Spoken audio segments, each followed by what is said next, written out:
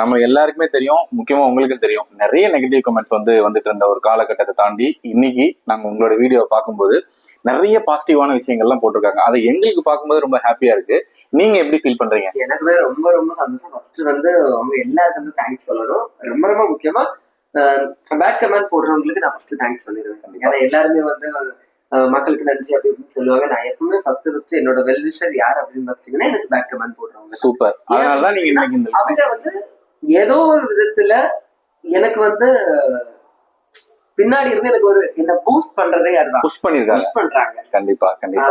அதனால அவங்களுக்கு ரொம்ப ரொம்ப நன்றி.